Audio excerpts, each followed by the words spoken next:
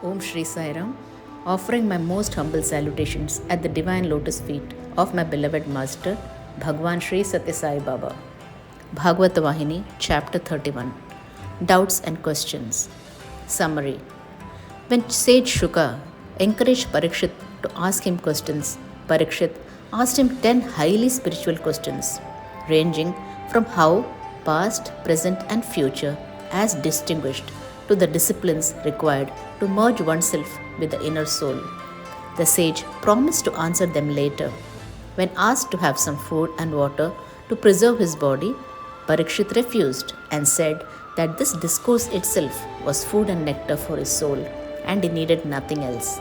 Tapas or spiritual exercise discipline is then described as the means to get externally driven senses under control and steer one pointedly in the direction of God. Tapas can be classified into 3 groups: Sattvic, Rajasic, and Tamasic. Even evil asuras benefited from tapas, but since they were driven by Rajasic and Tamasic motivations, their actions became evil. So, Sattvic is the best and highest way. Sage Shuka explains that the ways of Maya exist in both dream and waking states and can delude you. By fixing your mind on the master of the delusion and not the delusion itself, one can escape its trap while still engaging in it. He also explains that the mystery of creation cannot be explained by the law of cause and effect and its limits. It is absolute and way beyond it. Key takeaways. Parikshit's thirst for spiritual understanding over physical food and water makes for a telling story. Our souls, too, thirst similarly for divine nourishment, but we lose ourselves in mundane pleasures of the senses and only occasionally connect with our divine passion.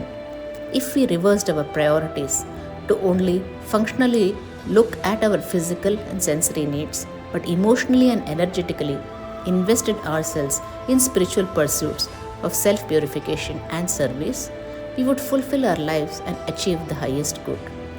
The description of even Rakshasas like Ravana and Hiranyakashipu gaining temporary mastery due to tapas serves as both an inspiration and a warning.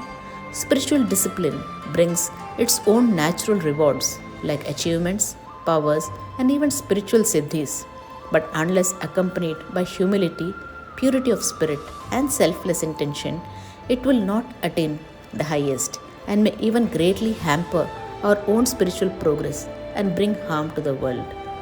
The Gita describes the 5 senses as fast but wayward horses.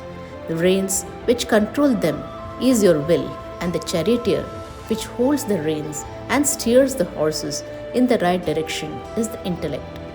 Your own true self is the Atma, which is just sitting and being passively driven in the chariot.